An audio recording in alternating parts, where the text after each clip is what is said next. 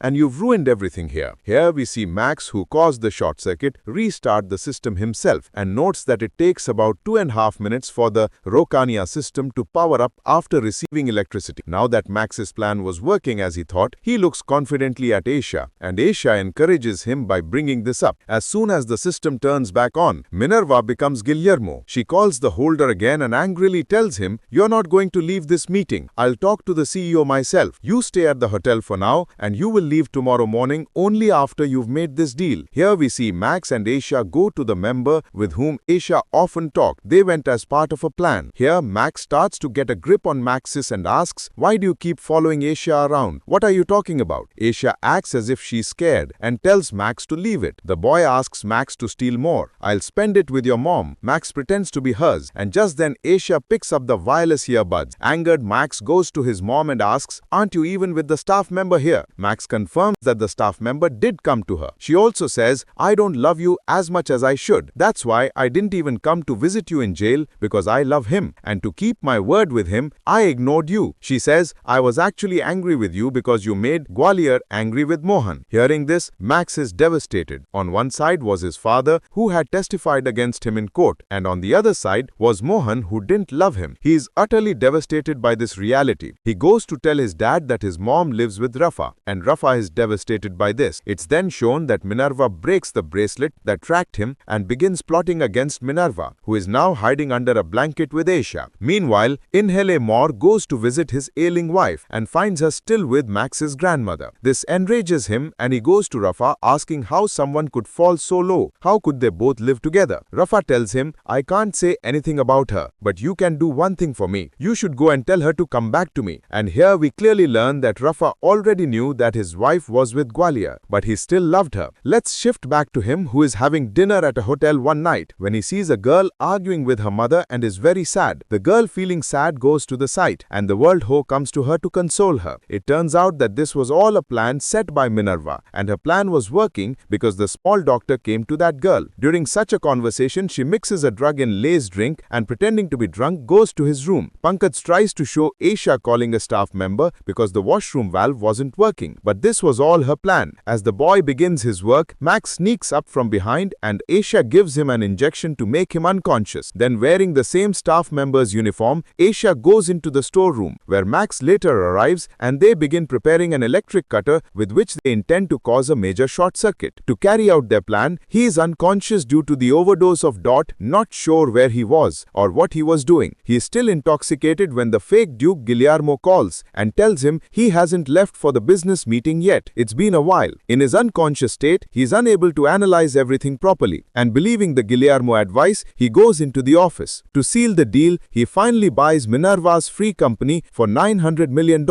and Minerva and her entire staff celebrate. Meanwhile, Max has already begun his plan. He first shuts down the entire AI system and then uses an electric kettle to cause a massive explosion. A short circuit causes the lights to go off. Everyone is confused as to what happened. Then, using a fire extinguisher, he starts spreading smoke everywhere. He prays there. He brought Max to a place where there was no fire, leaving people confused as to where the fire actually started. Taking advantage of this, he unlocks the secret door to the building. Seeing everything go haywire, Minerva realizes it's all part of a plan, as they've been observing Max's actions for the past few days. She orders Max to be killed. When a staff member goes in disguise to impersonate Max, they find Aisha and one of their own staff members. The staff member asks him, "Where is Max?" Aisha nervously replies, "I know where he is." Then we see him again on the plane. While returning home, he sees a billboard with the picture of the mother of the woman he met yesterday. This leaves him wondering if what he saw was all a staged act. To confirm his suspicions, he searches for the girl on Instagram, but her account is deleted. He does a Google search and discovers that he was indeed scammed. He calls and orders his plane to be diverted to the company he had just dealt with. The scene cuts back to Aisha, who was still being questioned about Max when Minerva arrives panicking and telling her that something has happened to her mother. Aisha rushes to her mother's side in a panic and finds her in critical condition. Upon checking her, she discovers that Max's grandmother had given her morphine. She overdosed on the drug and administered CPR to save her mother's life, but nothing worked. Minerva immediately dedicates her entire staff to finding Max. She searches everywhere and personally monitors the entire matter, keeping it a secret. The entire staff begins searching for Max, and we see Max wearing a yellow suit that protects humans from radiation. He was preparing to leave the temple, thinking that if there was a nuclear war outside, the suit would protect him from the radiation. When he returned to the company where he had made the deal, Minerva had already cleared everything. He panics and calls again. Minerva picks up the call instead of Guillermo, and Waldo lashes out at him, "What have you done to me? That company was a fake, and we have suffered huge losses." He asks her if she's even real. He asks if he has an underground bunker. Guillermo tells him, "I don't know." He says, "Don't talk nonsense. Tell me one more thing. What did they call me when I was a kid?" She replies, "What nonsense is this? I've always called you by your name." He then says, "I've been caught lying. You still call me by the same name when you're drunk, the name you used to call me when we were kids." Seeing this, Minerva hangs up and we are shown Aisha again. She learns that despite the morphine overdose, her mother had been drinking alcohol all night and now she's dead. Despite knowing this, she tries everything to save her, but the dead don't come back to life. She then contacts Max through her earphone. She says, "There's no point in going out now. The disaster has begun here." Max replies, "I'm going out for my freedom, and if everything goes well, I'll get everyone out of here." Before hugging him, Aisha gives him the biggest hug and says, "Max, I've always loved you." Max wasn't expecting to hear this from Aisha. Max tells her, "Aisha, you are the most beautiful girl in the world, with the most beautiful heart. I'll definitely come back to take you back. So even if you don't come, I'll come out on my own." Max finally escapes the bunker, and the season concludes with this mystery. Will Max be able to take everyone else out or not?